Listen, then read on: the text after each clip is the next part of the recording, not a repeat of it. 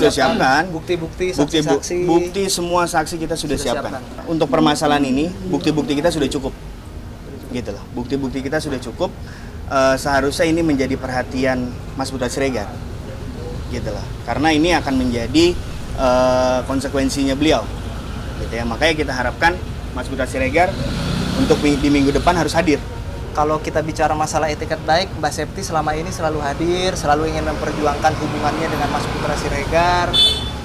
Ya tinggal kita lihat dari tergugatnya seperti apa, kan teman-teman bisa nilai kan. Sampai saat ini Mbak Septi Siregar masih membuka untuk peluang rujuk.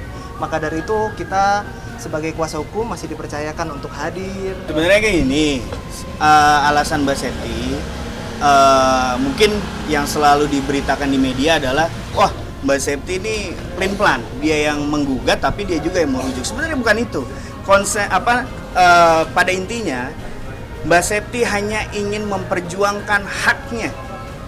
Mbak Septi hanya ingin sampai sejauh mana Mas Putra Siregar ini bisa mempertahankan. Kan dia sudah berstatement. Ya, melalui instastory-nya Mas Putra Siregar sudah berstatement apapun caranya, bagaimanapun caranya dia akan mempertahankan keutuhan keluarganya. Nah, itu yang harus dibuktikan. Makanya Mbak Septi sampai hari ini tetap berkomitmen dan memberikan kesempatan. Dia mau tahu sampai sejauh mana Mas Putra Siregar bisa mengupayakan bahwa permasalahan ini akan cepat selesai. Itu pertama. Yang kedua, permasalahan ini adalah satu yang dikorbankan adalah anak-anak. Mbak Septi selalu memikirkan itu. Gitu loh. Makanya sampai sejauh mana juga Mas Putra Siregar bisa mempertahankan satu, keluarganya, kedua, untuk masa depan anak-anaknya. Jadi pemberitaan di media ya bahwa Mbak Septi pelin-pelan atau bagaimanapun itu beritanya, itu semua tidak benar. Kita mengupayakan hari ini adalah untuk masa depan anak-anaknya Mbak Septi. Untuk saudari Septi dalam melakukan pembenahan di dalam rumah tangganya, dari hasil mediasi dia hadir untuk memperbaiki saja, itu sudah hal yang cukup besar untuk ingin memperbaiki rumah tangga. Kenapa? Karena ingat, kembali lagi kita ini sebagai penggugat. Berarti di sini adalah beberapa kesalahan yang dilakukan oleh saudara Putra Siregar yang menyakiti hati Septi, ya kan? Sehingga terjadilah seperti ini.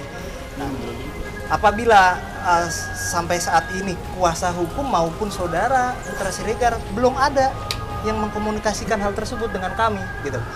Apabila dia punya etiket baik, dia memiliki etiket baik, harusnya dari pihak kuasa hukum ataupun pihak Putra Siregar sendiri adalah upaya menghubungi kami sebagai kuasa hukum ataupun kepada pihak Septi. Sampai saat ini nafkah ya kita akan perjuangkan masalah itu karena memang itu kan menjadi salah satu faktor utama, ya kan, salah satu faktor utama dampak dari permasalahan ini. Gitu. Dan ini juga kita ini hanya menjalankan sebagaimana hukum acara yang ada, gitu loh. Tahapan ini semua harus kita jalankan, mau nggak mau. Ya ini kesalahan yang selalu berulang sebenarnya. Makanya Mbak Septi kan pernah berstatement bahwa ini sudah terjadi sekitar 4 tahun yang lalu sebenarnya. Ya kan, dan ini tidak pernah diselesaikan oleh Putra Siregar. Untuk masalah perselingkuhan, balik lagi kita selalu tekankan, ini adalah ranah privasi keluarganya mereka yang tidak bisa kita ungkapkan di dalam media. Bagaimana nih Putra Siregar, Mas Putra Siregar menepati apa yang menjadi statementnya dia berdasarkan instastory-nya dia, ya kan? Dia mau mempertahankan keluarganya, mau memikirkan masa depan anaknya. Tapi bagaimana caranya? Sampai hari ini pun tidak ada komunikasi. Tidak ada kesulitan untuk Mbak Septi menemui PS. Tapi Mbak Septi menunggu. Sifatnya Mbak Septi menunggu. Sampai sejauh mana sih usahanya Putra Siregar? Apakah hanya berkomunikasi by WA? Apakah ada itikat baik untuk bertemu? Tapi sampai hari ini yang sepengetahuan kita, Mas Putra Siregar belum pernah ada keinginan untuk bertemu Mbak Septi. Baik Mbak Septi sendiri ataupun kita sebagai kuasa hukumnya, gitu. Masalah bukti itulah menjadi ibaratnya senjata kita. Mbak Septi kan berstatement minggu lalu kan bahwa semua masalah keuangan sudah di stop oleh Putra Siregar. Terus kemudian bagaimana nasib anak-anaknya kalau semua itu akses di stop, ya kan? Dia makanya hari ini sampai dengan hari ini Mbak Septi berjuang sendiri, gitu loh, untuk menafkahi anak-anaknya, membiayai semua keperluan rumah tangganya. Seperti statement juga dengan kemarin Mbak Septi kan bicara sama teman-teman bahwa apabila Mas Putra Siregar mau ketemu anak-anak ataupun anak-anaknya mau ketemu dengan Mas Putra Siregar, Mbak Septi akan mengantarkan anak-anaknya kepada saudara Putra Siregar, ya kan? Jadi menurut saya semua bentuk komunikasi dari Septi terbuka gitu.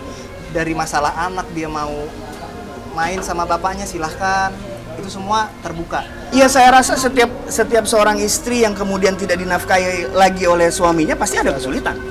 Pasti ada kesulitan, gitu loh. Dia membesarkan 3 orang anak kok, yang harus sekolah, yang harus makan setiap hari.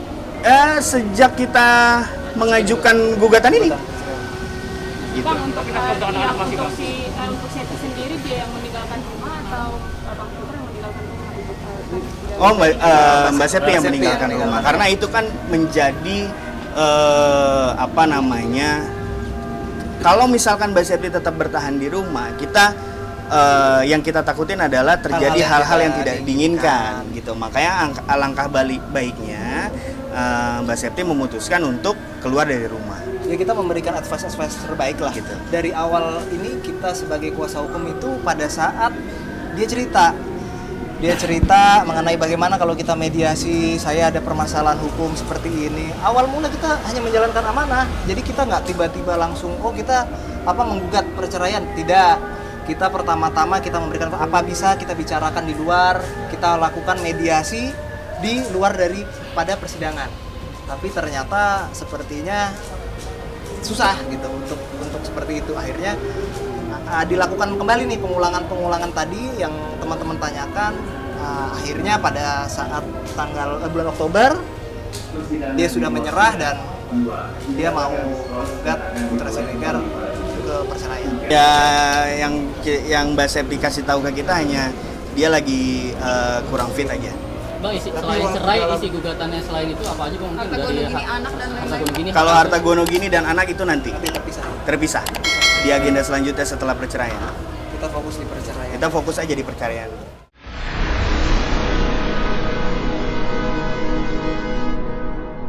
Jadi jangan lupa untuk subscribe Cumi Cumi. Ditekan ya tombol lonceng merahnya.